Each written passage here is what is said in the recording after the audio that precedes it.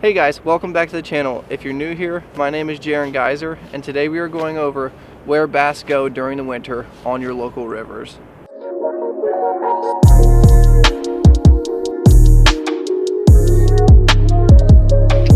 Let's go. It's pretty much that temperature the whole way through. That tail, that famous duck. On that old Berkeley popper, man. Dang, another nice one. So today we are talking about where in the world do bass go during, the winter period. Right now here in Pennsylvania, on the river right this second, it's saying that it is 38-degree water temps. There's a lot of guys out there that hang the hat right now. They're just done. I can tell you, in my experience, I've caught some of the biggest fish of my whole season right about now. I don't get a whole ton of bites. It can be a very slow process, but you can catch some very, very nice sized fish this time of year. And it beats sitting on the couch, it beats sitting at home. And yeah, I do enjoy the winter season.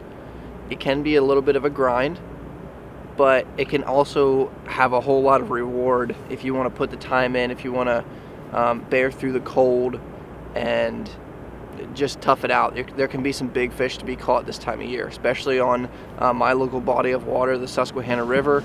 It can be not a numbers game, but a quality game. I'll just put it that way. But today I'm going to be going over a little bit of 3 different scenarios of where a lot of these fish like to congregate, like to go during the winter period of time. So the first place I like to key in on and like to really look and hunt down these big smallmouth bass are going to be in very slow, deep pools of water. I find a lot of fish come and congregate in deeper pools of water as long as it has structure. I do find a lot of pockets of water that are deeper in the Susquehanna River that do not have fish in them at all because they're mud bottoms. There's nothing to hold those fish there. So if you can find depth of water in the Susquehanna River, whenever I say depth of water, we're looking 6 to 10 feet of water. That's going to be a congregation of fish that come in there and like to live there during the winter as long as it has structure. So bigger rock, trees, laydowns, all that stuff down in there, that can be absolutely killer. Those fish will lay right up against, like, smack against logs, smack against that rock that's down there, and they will sit there and they'll just wait for stuff to come by. They're going to be very lethargic. They're going to be cold. I mean, water temps being 38 degrees, these fish don't want to move all that much. So with that being said, you're going to have to slow your presentation down. I fish a lot of bottom baits whenever I'm fishing those structure areas. Crawl patterns, hellgrammite patterns can be really good this time of year. Another bait that I really do like to throw on some of the laydowns in rocky areas are stone caddy imitations. They can be really, really good this time of year. Any type of bait with a fatter head on the front of it, slimmed down to a pretty thin tail, right on the bottom, just dragging that slow, can be really, really productive. So scenario number 2 for me is creeks, tributaries that come into the river that are washed out right before they get to the river. Penns Creek is one of them. Montongo is another. The other Montongo across the river from us is another one. There's a couple other ones in my local area that are really, really good winter spots. They hold fish because they're really deep right as it gets to the main river, and those fish like to lay up in there because they don't have to fight current. They don't have to worry about areas of current in those areas, just for the simple fact that those creeks run into the river, and that river actually pushes back on that flow of water, and it just slows everything down. Whenever I say slowing down, it's not a dead stop, but it's a noticeable difference in speed of current whenever it comes to water fluctuation. So if you guys can find those areas that are a lot slower than the main current of your local river, those spots can be killer.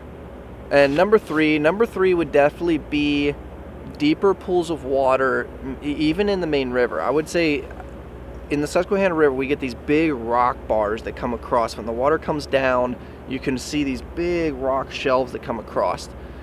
Right behind those rock shelves, a lot of times, is a pretty decent sized washout. Those fish like to lay right at the bottom of that washout, right against that rock. I've done pretty well on the main river fishing some of those areas. Those areas can be extremely tough, especially if we get rains during the fall that bring the water up. Those spots can be extremely hard to fish, just because of current and depth of water. Some of those washouts can be 15 to 18 feet deep, and those fish are still right on the bottom, right against that rock on the bottom, just because there's no current there. It's just all stagnant water underneath all that washout. So that's another area that is really, really good. If you guys aren't keying in on some of those spots, you're missing out. There is a good opportunity of catching fish in those areas. So hopefully this video can help you guys out locating smallmouth bass or even spotted bass in your local rivers. Like I said, it's a tough time of year to be fishing, but it can be extremely rewarding. And don't be afraid to get out there. Don't be afraid to go on a little bit of an adventure. And I will say this time of year, with the water being clear, if your water is clear, can be the best time for you to go out and just drive your boat around and just look in the water and see what in the world's in the water. You know, taking that pressure of fishing, laying it aside, and just driving around and just taking note of what's in the water. What structure are you actually fishing during the summer, the spring, the fall? What actual structure are you actually fishing whenever you're pulling up to a spot, seeing it on your sonar, or just physically seeing it in the water? What you're actually fishing, and just double checking that a lot of your areas are what you think they are, or if there's other areas that you end up stumbling upon. I know that happens to me all the time in the river.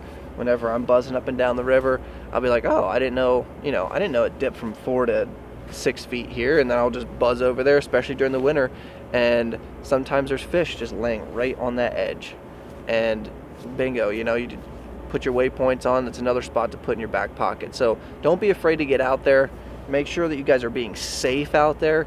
Like I said, the water is very cold this time of year. You do not want to be having any mishaps, any accidents out there, because it can cost you your life.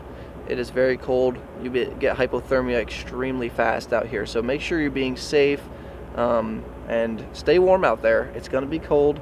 Make sure you dress for the occasion. But overall, make sure you're having fun. This time of year can be extremely fun, especially if you're a waterfowl hunter. Going out just fishing and looking at waterfowl spots can be extremely fun too. Just make sure you're getting out. Make sure you're getting out on your water. Make sure you're getting out in nature. This time of year can be very tough just because it gets dark early, and it kind of sucks, whenever it's dark at 5:30 in the afternoon, in the evening. Feels like your days are very short. So make sure you're getting out there, enjoying the wilderness, the outside, the nature of your local area. So thank you so much for watching today's episode. Hopefully all this information can help you guys out this winter season on your local river. Make sure you guys go down, leave me a like, leave me a comment, and if you guys want more content from me, go over, hit that subscribe button, and it helps the channel out tremendously to keep content rolling in. So if you guys want more content from me, if you want to be notified whenever I do put content out, go over, subscribe, and that'll help me out tremendously. But I'm gonna be signing off here. I gotta get off the water, gotta get things packed up. I know I gotta go get a Christmas tree this afternoon. So with that being said, thank you so much for watching, and have a great day.